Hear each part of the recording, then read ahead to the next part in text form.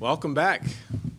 I'll keep it pretty simple. Just excited to have the guys back here on campus, and we're actually this week, this 4th of July week, we gave them off. So nobody's really here on campus right now, but we've done 3 weeks of workouts. We got another 5 weeks coming up after this week, and so just really excited about having this group come together and get here and learn from one another and learn about one another.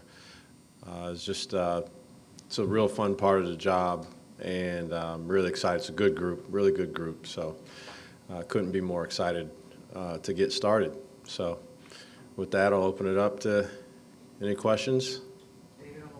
Lamont, good to see you again. You too. Last year, you said that chemistry was a big part of why that team succeeded like it did. Are you starting to see the first, I guess, threads of that chemistry coming together with this group? Yeah, some of it. It's a process. That's what the summer, big part of what the summer is for.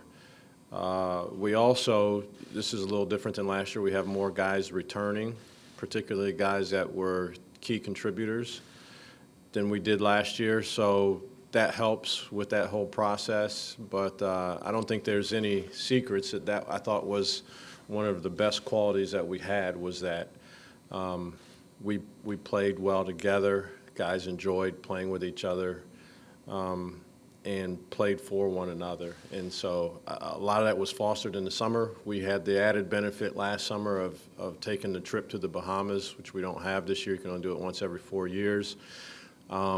But again, I think what might help to counteract the fact that we won't be able to do that is that we do have more guys coming back.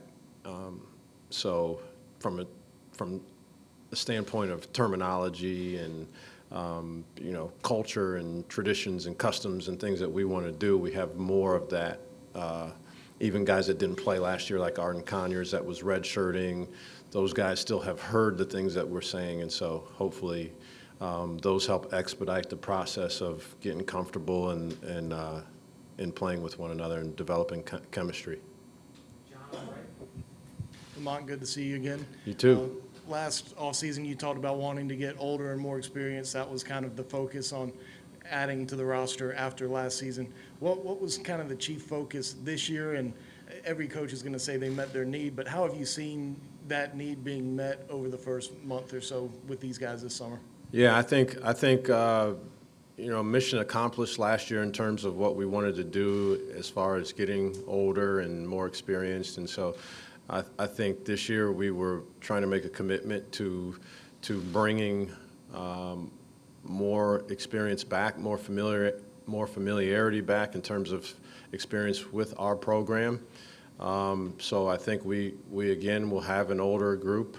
I probably aspire to have an older group overall as we continue to move forward, but that's also going to always have some younger guys in my plan. But so I think what we wanted to do this year was to address some of the needs specifically that we would have with some of the departures that we had from last year. I think we were looking at trying to add some athleticism if we could in certain areas too, and I think we did that.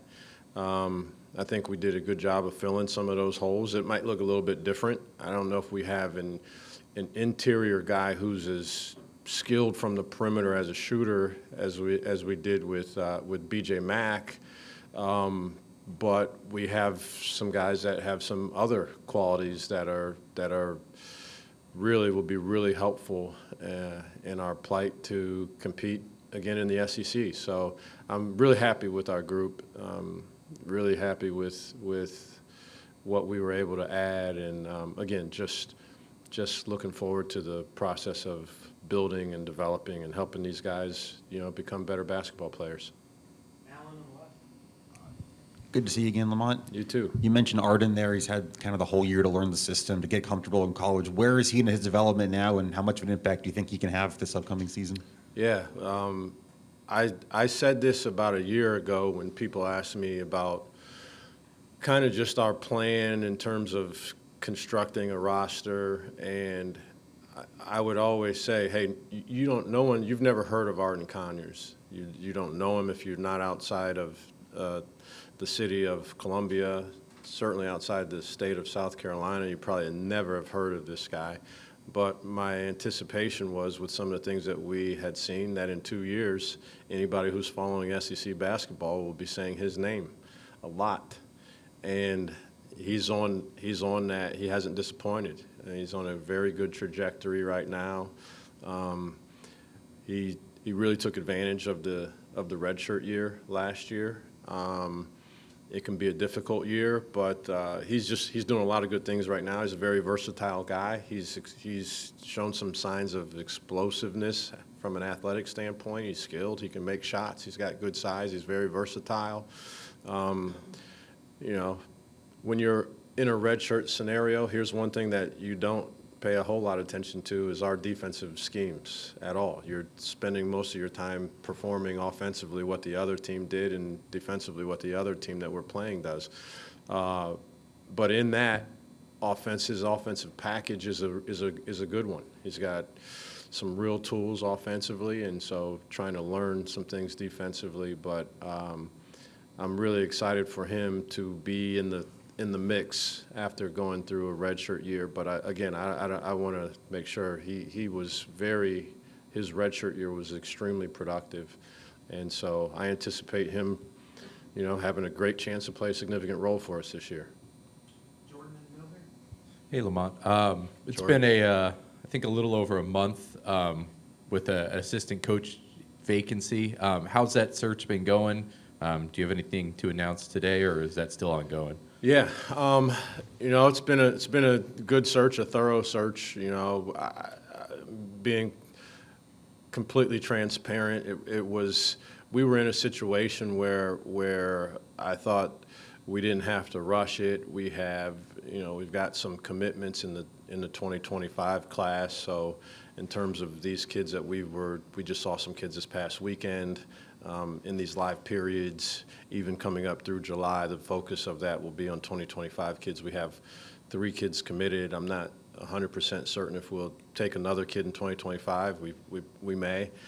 So I only say that because to bring someone in and really hit the ground running from a recruiting standpoint there wasn't quite the urgency for that to happen. So I wanted to make sure we spent time with our guys, getting things all sewed up, getting the summer off to a great start, and so we've done that. And so, but I've made really good progress. I anticipate making an announcement here pretty soon on the direction that we're going to go with that. But I was really interested in familiarity with me and what we do with. I like guys that can teach. That's a big part of what we do is teach, guys that work hard, guys that are loyal,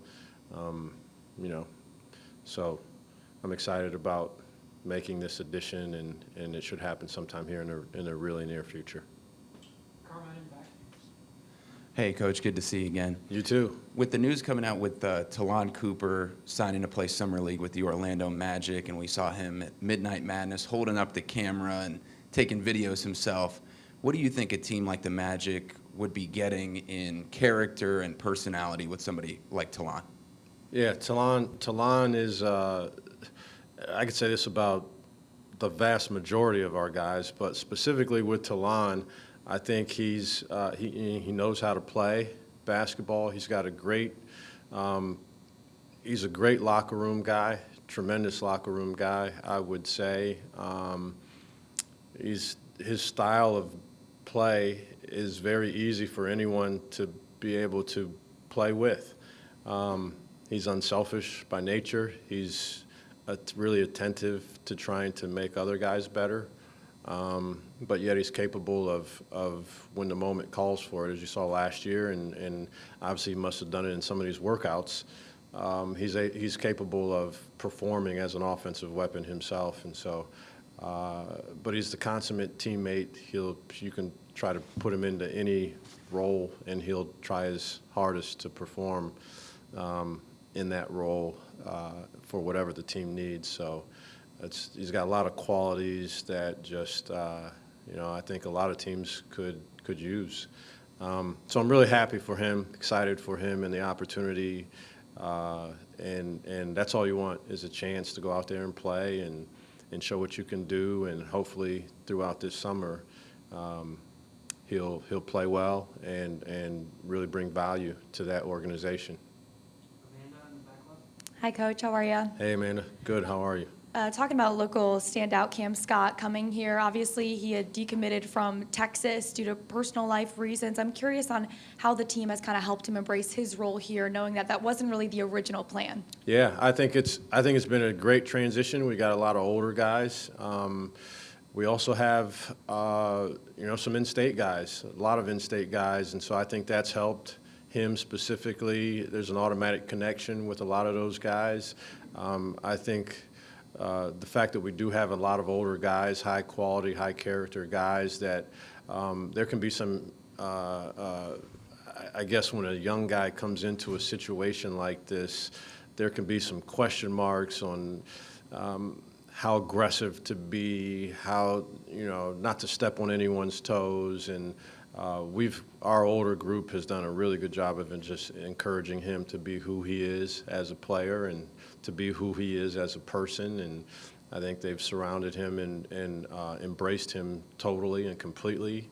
I think we live in a time where the second plan ends up being the main plan, oftentimes more than ever. And so I don't think for a second that there's anybody that's questioning how it went down or why he's here. Or I think it was with open arms that every person in our program has accepted him, and because that he's flourished this summer. So that'll be part of our goal, is to help a young guy like that who's shown supreme talent try to come as close to his ceiling as he can. There's no way he can get to his ceiling in 1 year. His ceiling would be low if that was the case. But our job is to help him get as close to his ceiling as he can between now and the time that the season starts, and then throughout the season continue to grow. Hey, Coach, to that point, what is the biggest aspect of Cam's game that you really think can be an immediate impact for this team this year? Yeah, he's got great feel for the game of basketball. So I think that'll help the game slow down. I think one of the biggest things when guys are making a transition from high school to college is the speed of the game. Certainly the length and athleticism in this conference that he's going to play against will be different than what he faced at Lexington. But the pace and the speed of the game is so much, it's drastically different than high school. But I think that's one thing, because he got such a good feel for the game, that slows down a little bit for him. He's an incredible listener. That I'm saying that so early in talking about his strengths. He is really locked in on listening, learning, asking questions, communicating. He wants to be really good.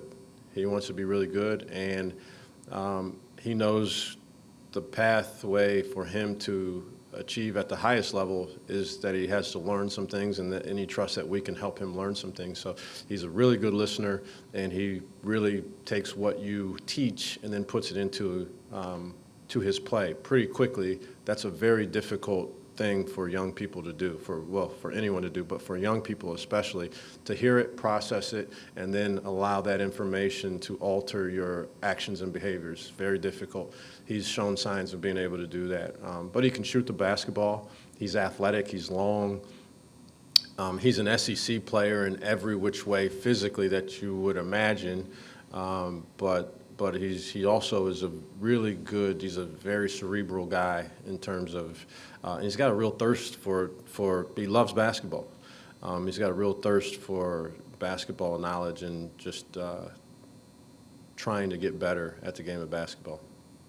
Alex, on the regular? Just want to ask you about a couple second-year guys. What have you seen from Colin and Morris so far in the summer as they work to build off of year one? Colin and who? Morris. Oh, okay. Yeah. Those guys have had good summers so far. I mean, Colin physically is, it's hard for me to imagine him being any better physically than he is right now. He's at an optimal. I mean, other than maybe cardiovascularly, it's summertime. Guys weren't they're going to be. I hope they're not where they're going to be in November, December, January. So, all of them have some ways to go that way. But just in terms of physically, his explosiveness, his body comp, his strength, I think it's about as good as it could get right now. Mo's made some strides physically. He spent a lot of time in gym shooting, and he was in another situation where it's going to be hard as a young guy to play relatively sporadic minutes. We tried to get him as many consistent minutes as we could, and so hitting the reset button and coming back and getting back into the gym and grinding. But both of those guys, they got incredible.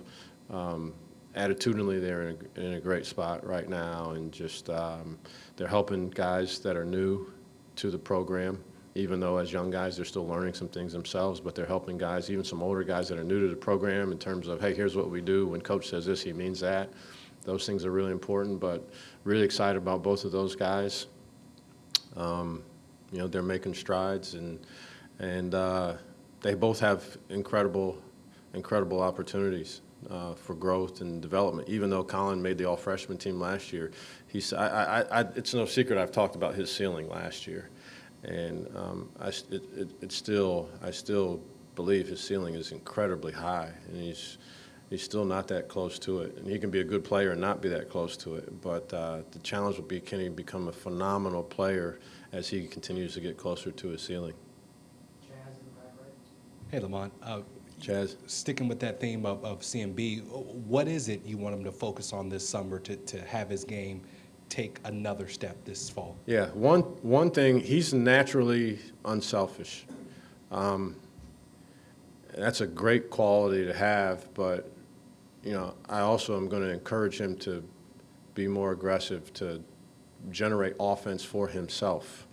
So I think that's a real change. He's not going to do that just because I tell him. It's going to take some time for him to really evolve into a guy that is looking to generate offense for himself. We're going to need him to do some of that. And then a byproduct of that is once he gets good at that, teams will try to take that away, and he also can pass. His assist-to-turnover ratio was good last year, particularly for a young big.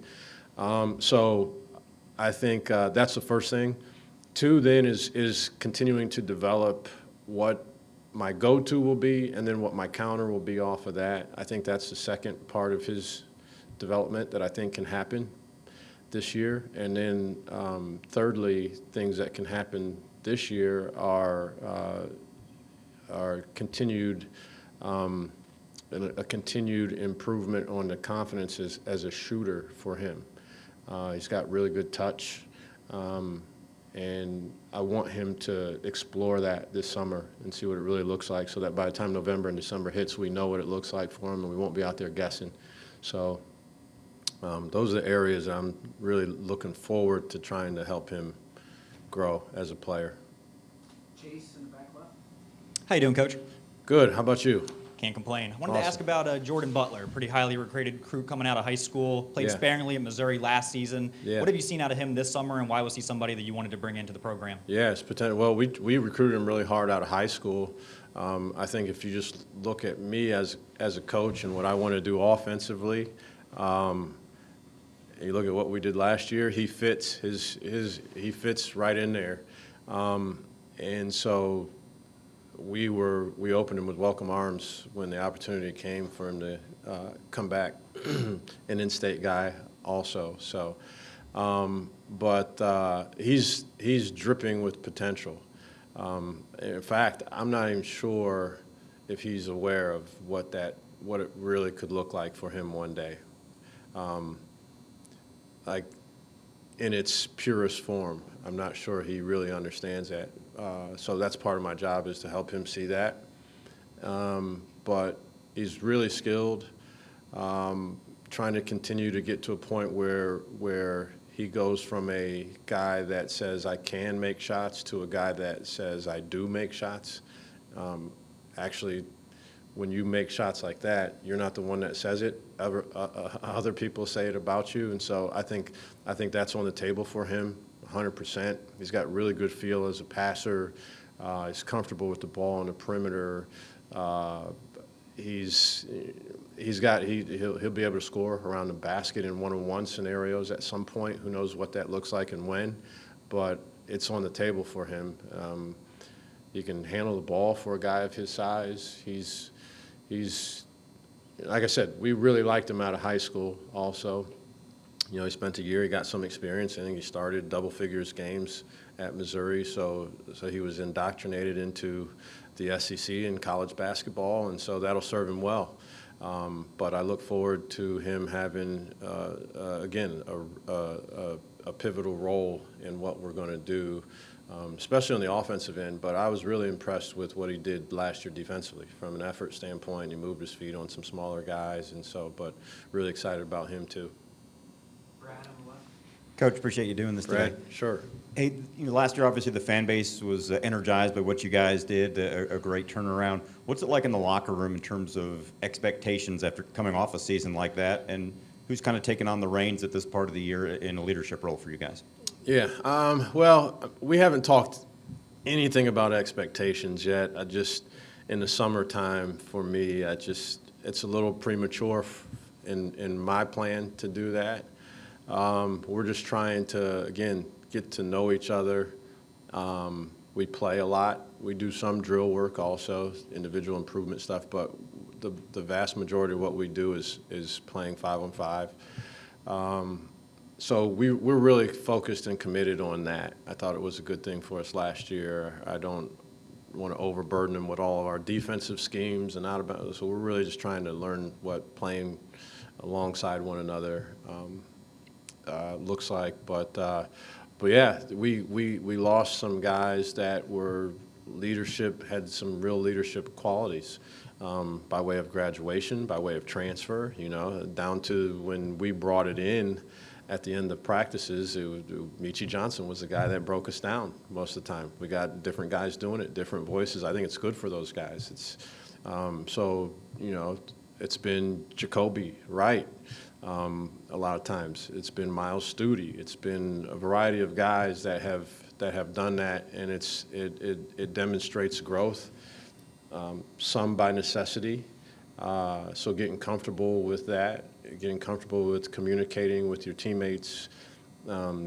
Nick Pringle's naturally a vocal guy, and a high energy guy, and he's involved in everything out there, so he's learning what that looks like in probably a different role than he's played in his career. And so tremendous opportunity for a lot of guys, but if you ask me who our leaders were last year, I think, again, it was by committee for the most part. I kind of like it that way.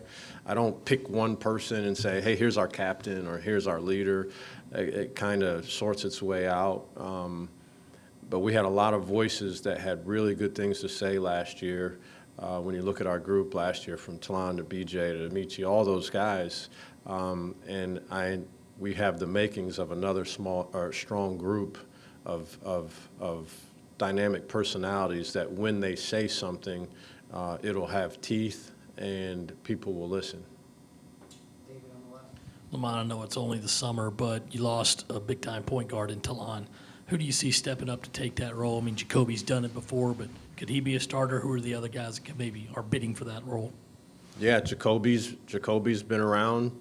He's been a huge part of what we've been able to do. He knows systematically. He's comfortable with what we do and well versed in what expectations are and all that. So he's a guy. Obviously, Jamari is another guy that we brought in by way of the transfer portal with an expectation that he would go out there and compete for that role. Then there's some other guys. Morris has been in the program. I would not discount Austin Hero as another guy. We put him on scholarship this year. And just so you guys know, I'm not big on the pretend transition from walk-on to scholarship, the one that happens, mid-year because you're not going to take another player. And so it looks good to say, hey, we're putting this guy on scholarship. When guys earn scholarship, to me, like he's a player. He's going to be on scholarship from now on. And he earned that. And then there's some other, outside the box things too. I joked around about this in the recruiting process with Cam and his family, is that he thinks the game like a point guard. We'll see what that looks like when some older SEC guys are trying to get up underneath him and make dribbling full court look really difficult. But he thinks the game that way. He's got a really good feel for the game. He can pass. He's long. He can see over top of some of these other guys. So, it'll be fun to try to figure. That's part of what this whole process is in the summertime. Just seeing who emerges in what role and what that looks like. And I'll tell you this much: all the roles are valuable, and I don't say that for lip service. We had some guys that didn't play at all last year that were extremely important. We had some guys that played sporadic minutes that were all over the place here and there. We won.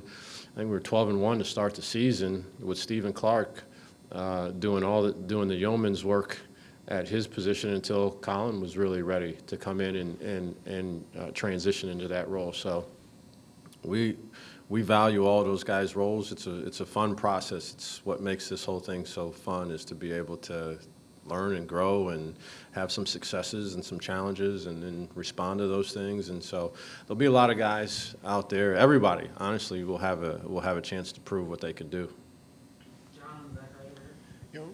We don't ask about these guys a lot, but if you don't mind just kind of addressing your assistant coaches, Tanner and Eddie, like what trait about each of those guys has helped make this program so successful in short order? Yeah, I mean, both of those guys are good teachers. Both of those guys, the guys look at them and they trust what they say.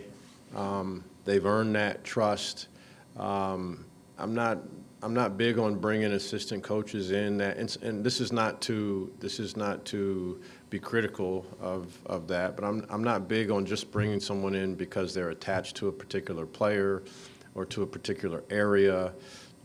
I like guys that teach. I like guys that coach. And so they've earned the trust of our guys. They spend a lot of time working with our guys. The bulk of what happens in one-on-one situations throughout the year happens with the assistant coaches. I try to be as involved as much as I can because, one, I enjoy it. It's probably the most fun part of my job is to get in the gym in one-on-one situations with these guys. But our assistant coaches are really good at that. They're loyal. They're committed.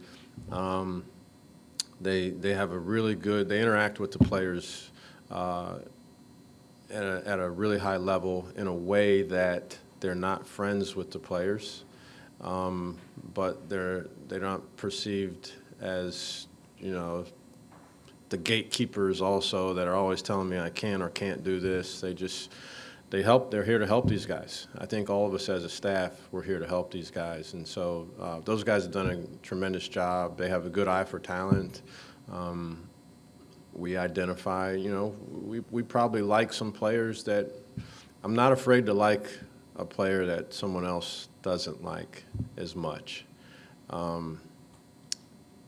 And our assistant coaches know that, and they've learned that, and they've learned how to identify that, and they're really good at pursuing the things that I hate to talk about players like commodities, but pursuing the people that we feel like we would like to have a part of our program. They're really good at that.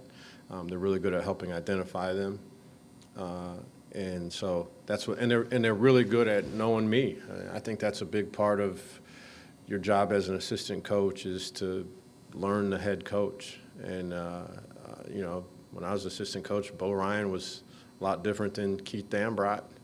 But you have to learn what makes those guys tick and how to help those guys do their job as well as they possibly can. And our staff has done a really good job of that. And so really happy with them. Yeah, just looking forward to adding one more piece. Tim Buckley did a really good job for us too. Transfer portal's open for players and for coaches alike. So guys come, guys go. And then we just try to stay committed to the principles that we have established here, and anyone that we bring into the program is in perfect alignment with those principles. Jordan and Bill. You mentioned with all your big guys that you really want to see them improve as shooters.